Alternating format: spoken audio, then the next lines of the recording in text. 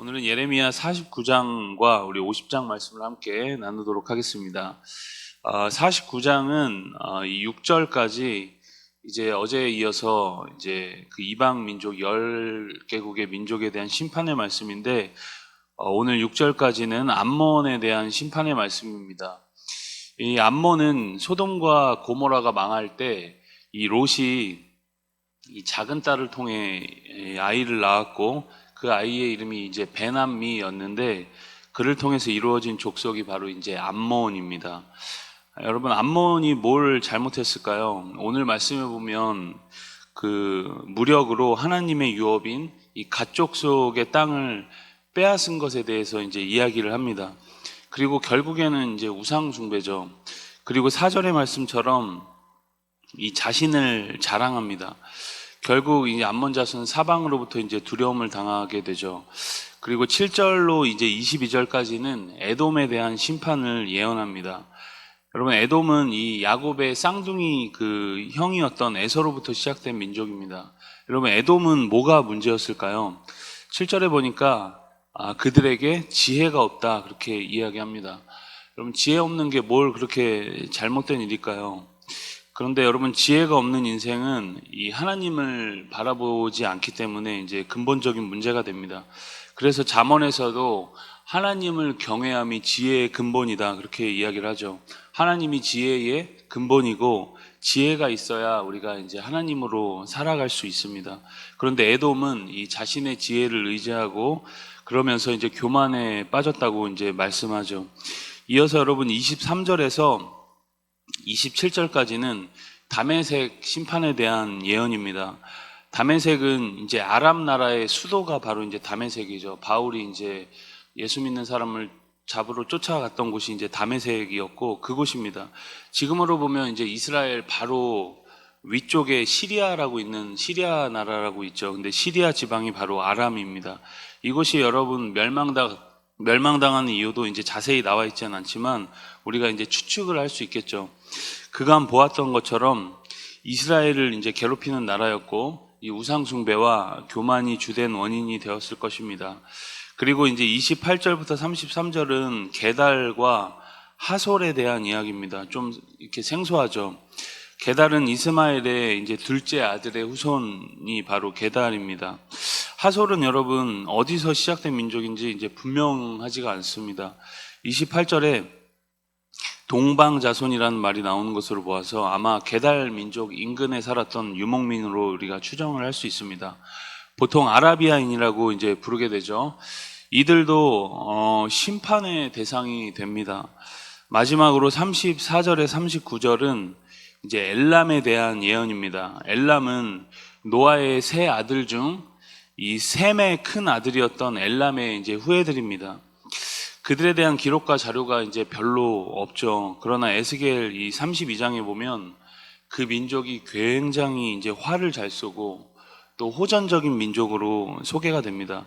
이온 민족들에 대해서 이제 굉장히 잔인하고 난폭했던 것으로 보여집니다.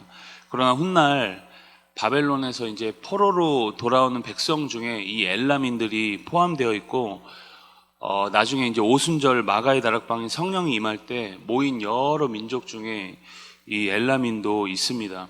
결국 여러분, 회복되는 여러 민족 중에 이 엘람인이 포함이 되어 있는 것이죠. 이렇게 여러분 애굽, 블레셋, 그리고 모압과 암몬, 에돔에 이어서 다메섹과 게달, 하솔, 그리고 엘람에 대한 심판까지 예언된 것은 여호와 하나님이 이 이스라엘만의 민족 신이 아니라 모든 세계의 모든 민족, 모든 나라의 역사와 운명을 주관하시는 유일하고 절대적인 신이라는 것을 이제 이 말씀들을 통해서 볼 수 있는 것이죠. 그럼 당신은 지금도 뭐 그렇지만 당신은 지역신의 개념이 굉장히 강했고, 그리고 수많은 신들이 있다고 생각했기 때문에 이 말씀을 보는 여러 독자들은 하나님이 온 열방의 주인이고 주권자라는 것을 이 심판의 내용을 통해서 알게 되었을 것입니다. 우리 50장으로 넘어가겠습니다. 50장입니다. 이제 마지막 이제 10번째 심판의 대상인 이 바벨론에 대한 이야기입니다. 1절부터 10절까지 바벨론의 멸망과 그리고 이스라엘의 회복을 예언하고 있습니다. 바벨론은 역사적으로 볼 때 이 BC 608년에 이 아수르 제국을 무너뜨리고 이 중동에 이제 패권을 쥐면서 이제 제국으로 급부상하게 되죠. 그런데 하나님은 이 바벨론도 심판하시겠다고 그렇게 말씀하시죠. 우리 3절 50장 3절의 말씀을 같이 함께 읽겠습니다. 이는 한 나라가 북쪽에서 나와서 그를 쳐서 그 땅으로 황폐하게 하여 그 가운데 사는 자가 없게 할 것임이라. 사람이나 짐승이 다 도망할 것임이니라. 여러분, 그렇게 이 강대했던 바벨론이 이제 누구에 의해서 무너지죠? 이 3절에 보니까 한 나라가 북쪽에서 나온다, 그렇게 말씀합니다. 바로 이제 페르시아 제국이 이제 다시금 또 일어나게 되는 것이죠. 페르시아는 지금의 이제 이란 지방의 민족들을 이제 페르시아 사람들이라고 합니다.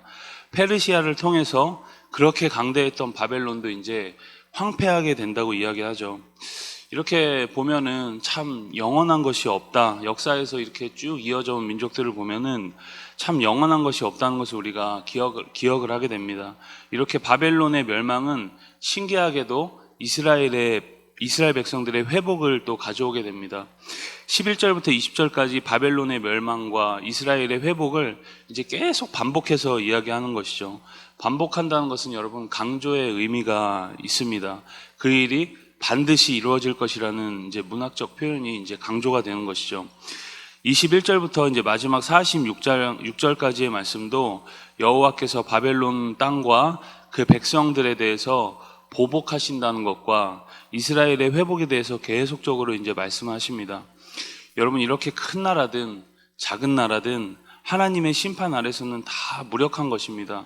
여러분, 영원한 것은 오직 하나님밖에 없다는 것을 우리는 이 여러 민족들의 흥망성쇠를 보면서 우리가 배우고 깨달을 수 있다는 것이죠.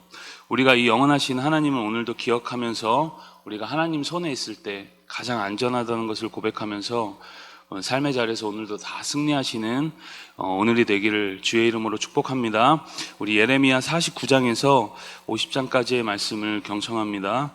주의 말씀은 내 발의 등이요 내 길의 빛이니이다.